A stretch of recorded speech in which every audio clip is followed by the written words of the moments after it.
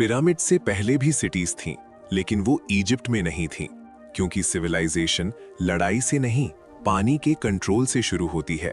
और इसी पानी के कंट्रोल ने एक पूरे डेजर्ट को दुनिया की पहली सिविलाइजेशन में बदल दिया, जिसका नाम था मेसोपोटामिया। ये सिविलाइजेशन करीब 5000 बीसीई से 500 बीसीई तक रही, मतलब लगभग 7000 साल पुरानी। आज लगभग 80% लोग जानते हैं कि मेसोपोटामिया दुनिया की पहली सिविलाइजेशन थी, लेकिन सिर्फ 10% लोग ये जानते हैं कि आखिर मेसोपोटामिया ही क्यों पहली सिविलाइजेशन बनी। कौन से फैक्टर्स थे जिनके कारण मेसोपोटामिया बाकी सबसे आगे निकल गई? एक्चुअल रीजन क्या था? तो ये है ह्यूमन हिस्ट्री एपिसोड 1, जिसमें हम मेसोपोटामिया को डिटेल में समझेंगे और ये भी देखेंगे कि कैसे इतनी हार्श कंडीशंस के बावजूद एक पावरफुल सिविलाइजेशन यहाँ पनप पाई। और हाँ, इसके पीछे कुछ इंटरेस्टिंग कंस्पिरेसी थ्योरीज भी हैं। सबसे पहले एक बेसिक बात समझो। मेसोपोटामिया एक ग्रीक वर्ड है जिसका मीनिंग होता है लैंड बिटवीन टू रिवर्स, और ये बिल्कुल भी कोइंसिडेंस नहीं था। मेसोपोटामिया मेनली आज के इराक रीजन में थी, एक ऐसी जगह जो दो बड़ी नदियों के बीच में पड़ती है।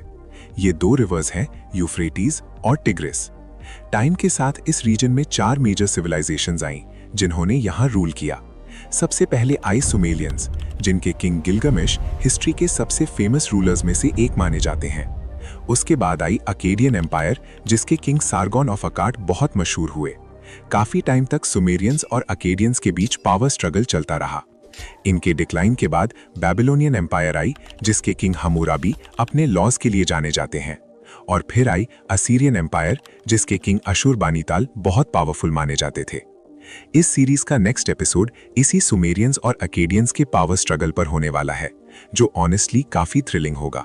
तो वीडियो को लाइक करो, सब्सक्राइब करो और नेक्स्ट एपिसोड का वेट जरूर करना। अब आओ थोड़ा ज्योग्राफी समझते हैं, क्योंकि यहीं पर असली रीजन छपा है।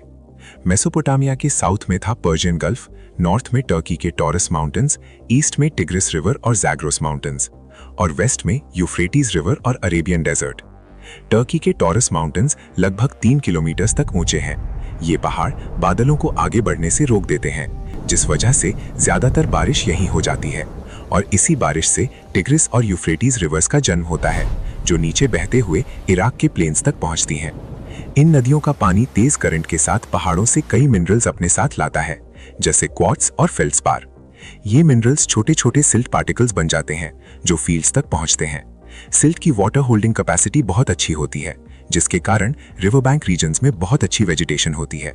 हाँ, एक प्रॉब्लम भी थी, क्योंकि ये नदियां बारिश पर डिपेंड करती थीं, इसलिए ज्यादा बारिश होने पर हर साल फ्लड्स आते थे। ये मेसोपोटामियन लोगों के लिए एक बहुत बड़ा चैलेंज था, लेकिन उन्होंने प्रॉब्लम से भागना नहीं सीखा, सॉल्यूशन बनाना सीखा। उन्होंने रिवर्स से कैनाल्स और वाटर चैनल्स निकाले और पानी को शहरों के अंदर तक ले आए। इसी इरिगेशन सिस्टम की मदद से उन्होंने एग्रीकल्चर मास्टर कर ली। उन्होंने खजूर, अनार, ग्रेप्स, क्यूकम्बर, टमेटो, वीट और जौ जैसे क्रॉप्स उगाए। सिर्फ अपने लिए नहीं, बल्कि दूर दूर तक एक्सपोर्ट भी किया। इसी वजह से उरुक और लगाश जैसी हाईली डेवलप्ड और वेल्दी सिटीज बनी, और यहीं पर इंसानियत की सबसे पहली राइटिंग का जन्म हुआ। उन्होंने नदी की क्ले से टैबलेट्स बनाए और शार्प टूल से उन पर लिखना शुरू किया। इसी स्क्रिप्ट को हम आज क्यूनिफॉर्म स्क्रिप्ट के नाम से जानते हैं। अब अगर हम इंडस वैली सिविलाइजेशन को देखें, तो वहां रिसोर्सेज काफी आसानी से अवेलेबल थे, और इजिप्ट बड़े बड़े डेजर्ट से घिरा हुआ था, इसलिए वहां सबसे पहली सिविलाइजेशन नहीं बनी। लेकिन मेसोपोटामिया से इंस्पायर होकर ये सिविलाइजेशंस बाद में डेवलप हुई और काफी महान बनी। इस एपिसोड 1 में बस इतना ही। एपिसोड 2 में हम जानेंगे मेसोपोटामिया के पावर स्ट्रगल्स, कैसे और क्यों लड़ाइयां हुई, कौन जीता और कैसे ये ग्रेट एम्पायर्स खत्म हो गईं। वीडियो कैसा लगा कमेंट में जरूर बताओ, लाइक करो, और हिस्ट्री को इंटरेस्टिंग तरीके से जानना है तो चैनल को सब्सक्राइब कर लो। मिलते हैं नेक्स्ट एपिसोड।